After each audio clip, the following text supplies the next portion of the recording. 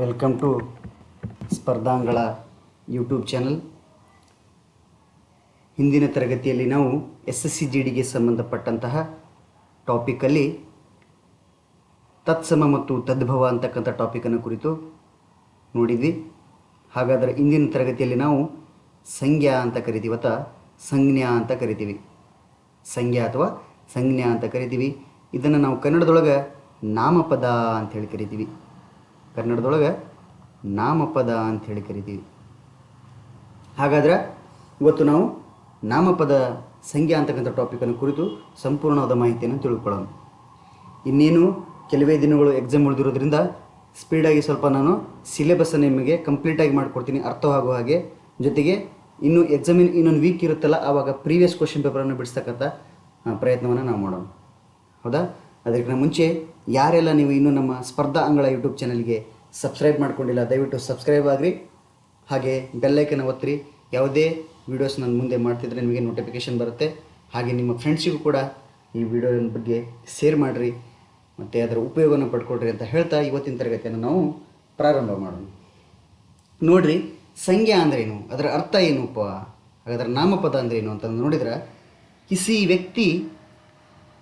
किसी व्यक्ति वस्तु तथा स्थान तथा भाव का बोध कराने वाले शब्द को संज्ञा कहते हैं. नोड्री, किसी व्यक्ति वस्तु स्थान तथा भाव का बोध कराने वाले शब्द को संज्ञा कहते हैं. ಅಂದ್ರೆ ಯಾವುದೇ ಒಬ್ಬ ವ್ಯಕ್ತಿ ಆಗಿರಲಿ, ಒಂದು ವಸ್ತು ಆಗಿರಲಿ ಅಥವಾ ಸ್ಥಳ ಆಗಿರಲಿ, ಜೊತೆಗೆ ಭಾವಗಳ ಬಗ್ಗೆ ಅಧ್ಯಯನ ಮಾಡುವುದನ್ನು ನಾವು ಸಂಜ್ಞಾ ಅಂಥೇಳಿ ಕರಿತೀವಿ. ಅಂದರೆ ಯಾವುದೇ ವ್ಯಕ್ತಿ ವಸ್ತು ಸ್ಥಾನ ಮತ್ತು ಭಾವದ ಬಗ್ಗೆ ಅಧ್ಯಯನ ಮಾಡುವುದನ್ನು ನಾಮಪದ ಅಥವಾ ಸಂಜ್ಞಾ ಅಂತ ಕರಿತೀವಿ. ಹಾಗಾದರೆ ಸಂಜ್ಞಾದ ಪ್ರಕಾರಗಳು ಯಾವುವು ಅಂತ ನಾವು ನೋಡೋಣ. ಸಂಜ್ಞಾದ ಪ್ರಕಾರಗಳು ನಿಮಗೆ ಕ್ವಶನ್ ಕೇಳೋದು ಸಂಜ್ಞಾದ ಪ್ರಕಾರಗಳೊಳಗೆ ಯಾವ ರೀತಿಯಾಗಿ ಎಕ್ಸಾಂಪಲ್ಸ್ ಬರ್ತಾವೆ ಅನ್ನೋದನ್ನು ನೋಡಿದ ಮೇಲೆ ಗೊತ್ತಾಗುತ್ತೆ. ಹಾಗಾದರೆ ಇದರ ಪ್ರಕಾರಗಳು ಯಾವ್ಯಾವಪ್ಪ ಅಂತಂದ್ರೆ, ಟೋಟಲು ಸಂಜ್ಞಾದ ಮೂರು ಪ್ರಕಾರಗಳು ಬರ್ತಾವೆ. ಅವು ಯಾವ್ಯಾವಪ್ಪ ಅಂತಂದ್ರೆ, ಒಂದನೇದು ವ್ಯಕ್ತಿವಾಚಕ ಸಂಜ್ಞಾ ಅಂಥೇಳಿ ಕರಿತೀವಿ, ಎರಡನೇದು ಜಾತಿವಾಚಕ ಸಂಜ್ಞಾ, ಹಾಗೆ ಮೂರನೇದು ಭಾವವಾಚಕ ಸಂಜ್ಞಾ ಅಂಥೇಳಿ ಕರಿತೀವಿ. ವ್ಯಕ್ತಿವಾಚಕ ಸಂಜ್ಞಾ, ಜಾತಿವಾಚಕ ಸಂಜ್ಞಾ ಮತ್ತು ಭಾವವಾಚಕ ಸಂಜ್ಞಾ ಅಂಥೇಳಿ ಕರಿತೀವಿ.